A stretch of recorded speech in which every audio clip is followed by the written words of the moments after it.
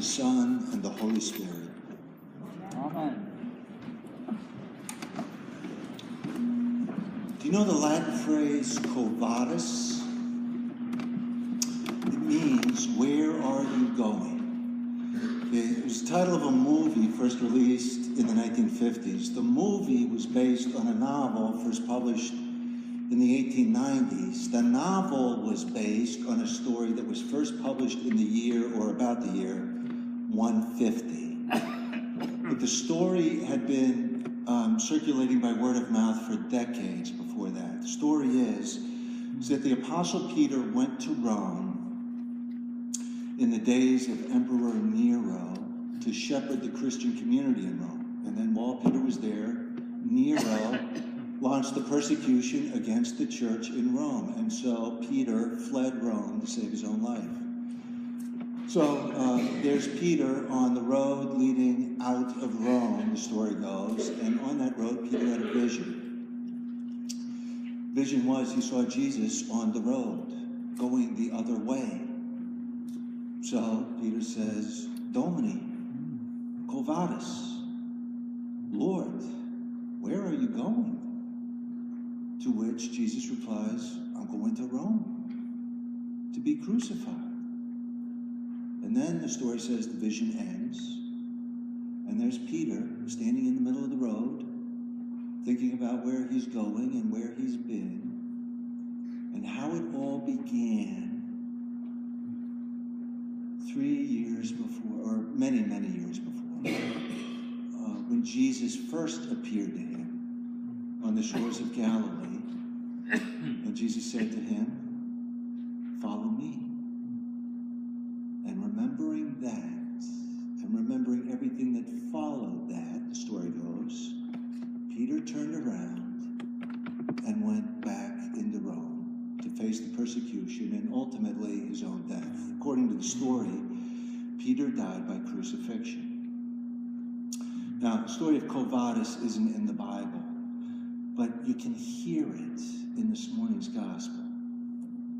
And Jesus says, Peter, when you were young, you used to put your own belt on and go wherever you wanted. But Peter, when you are older, you will stretch out your hands. Somebody will put a belt around you and lead you to where you do not want to go. Okay, and then the narrator says, Jesus said that in order to indicate the kind of death Peter was to die. Okay, if the stretching out of the hands is indicative of a kind of death, it indicates crucifixion. And then, having indicated that, Jesus says to Peter, follow me. Okay, those are the last words Jesus says to Peter in the gospel.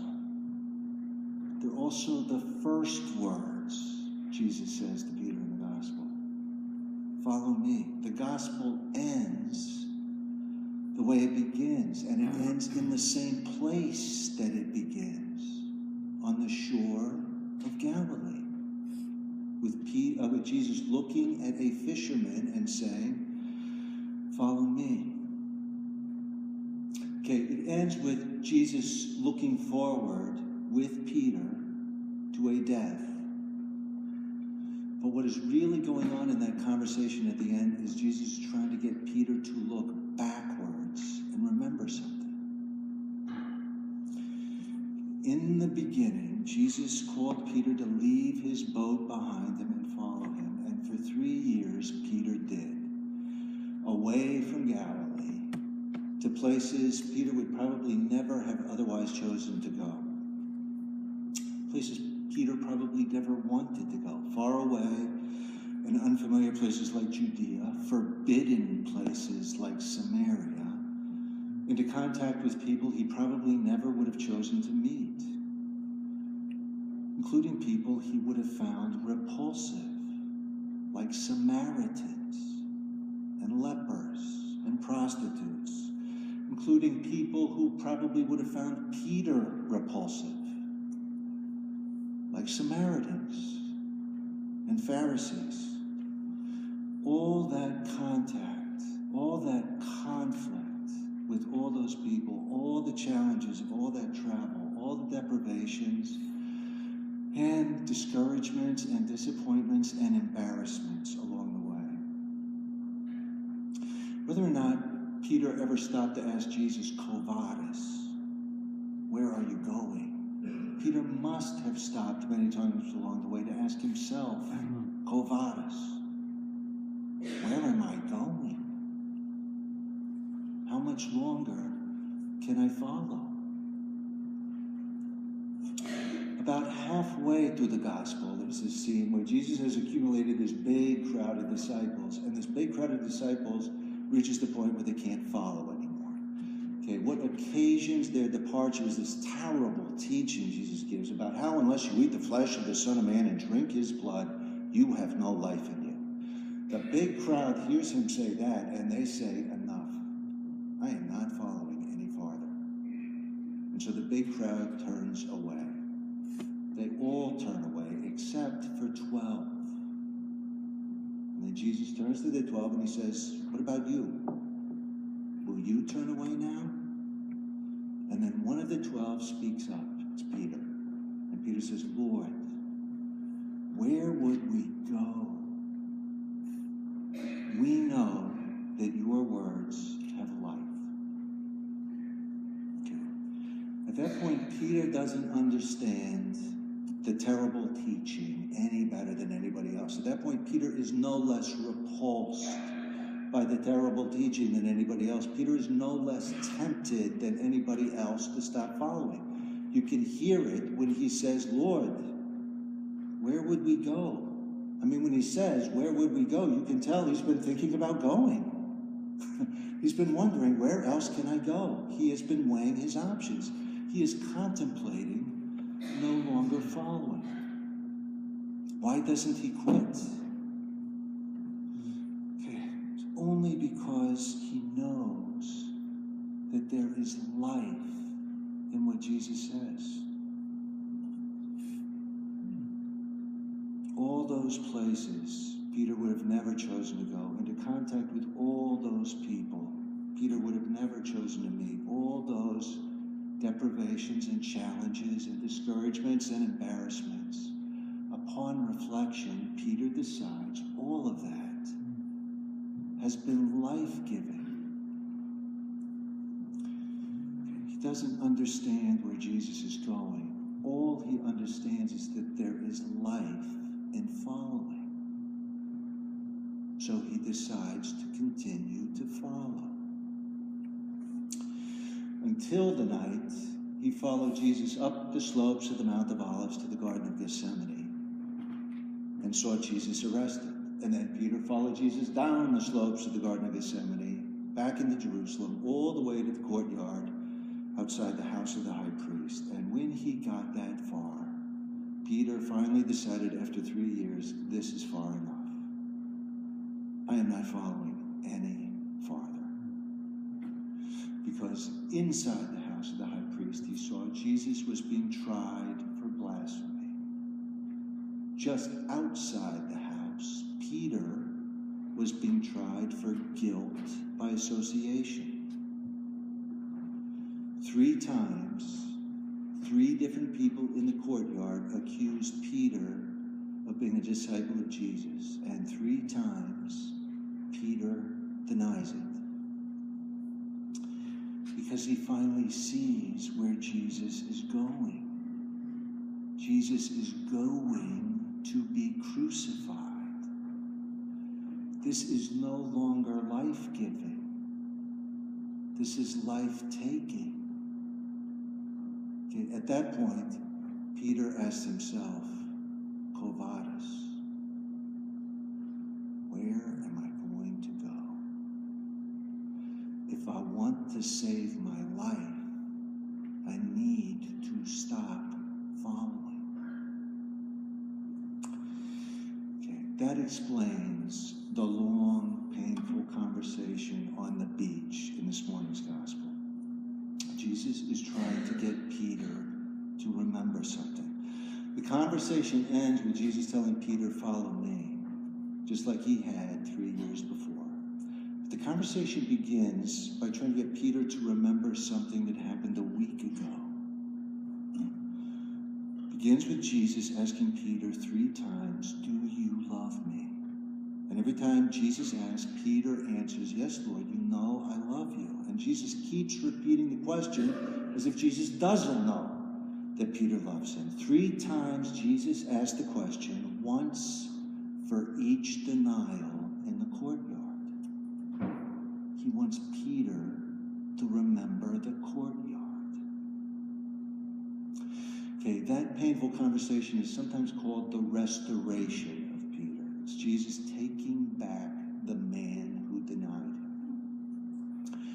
If a part of that restoration is supposed to be forgiveness, it doesn't feel like a very gracious forgiveness. Peter doesn't feel it as a very gracious forgiveness. Peter is hurt by the repetition of the question, and who wouldn't be? If when God forgives us, he sets our past behind us, what is Jesus doing to poor Peter? He is setting his past right in his face. He's repeatedly dragging Peter back to the courtyard and forcing him to relive his failure. And that hurts. Why? Okay. Jesus is not forgiving Peter because Peter has already been forgiven. Before the painful conversation, Jesus and Peter and the others have already broken bread together. The breaking of the bread signifies the full restoration of fellowship. The relationship is fully restored. There remains nothing more to be forgiven. Jesus isn't dragging Peter back into the past to make him feel guilty. The painful conversation isn't about the past. It's about the future. That's why every time Peter replies, yes, Lord, you know that I love you, Jesus replies by saying, feed my sheep, or tend my sheep, or take care of my flock. Okay, this is not a forgiving conversation. That's behind us. This is a commissioning conversation. The forgiven man is being asked to be chief shepherd of the flock. Jesus is asking Peter to succeed him. He's asking Peter to follow him. When he drags Peter back to the courtyard in that conversation, he's not asking Peter to relive a failure. He's asking Peter to revisit a decision. In the courtyard, Peter decided, I will follow just this far and no farther. Jesus wants Peter to remember why he made his decision. Because he was scared.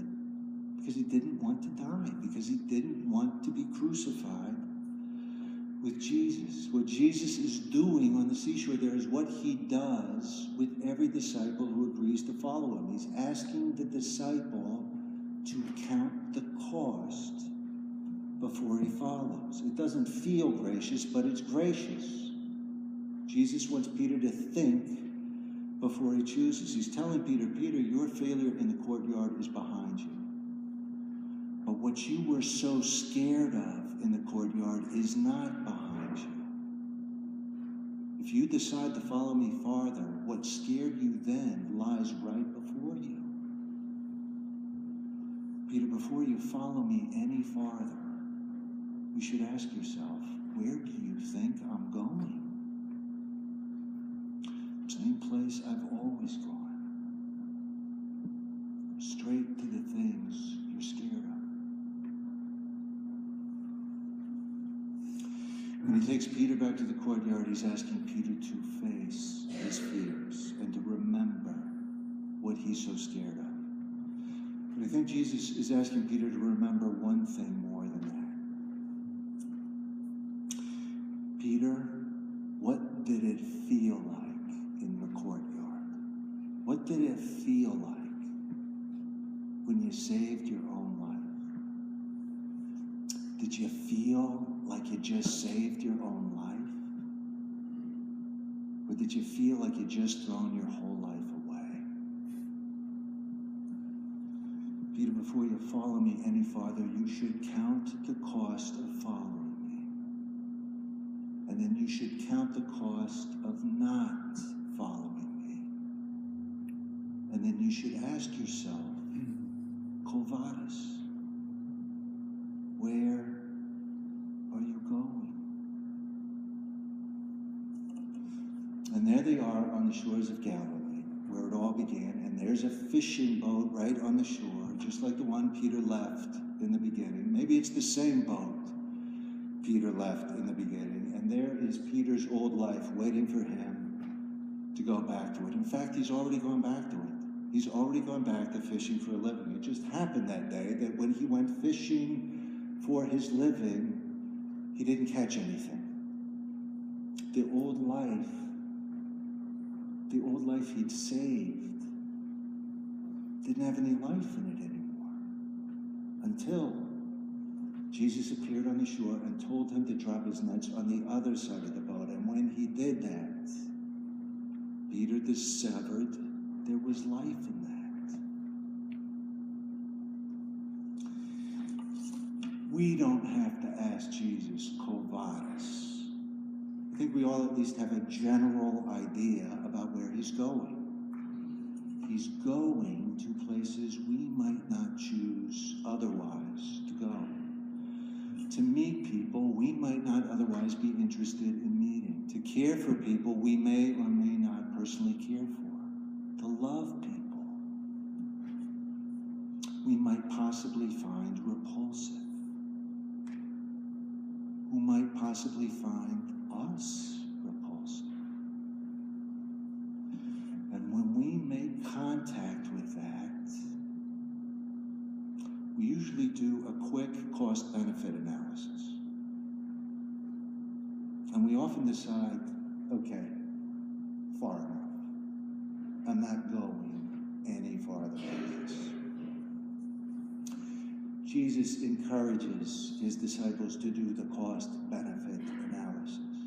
I just wonder how often we analyze the cost of not going any farther.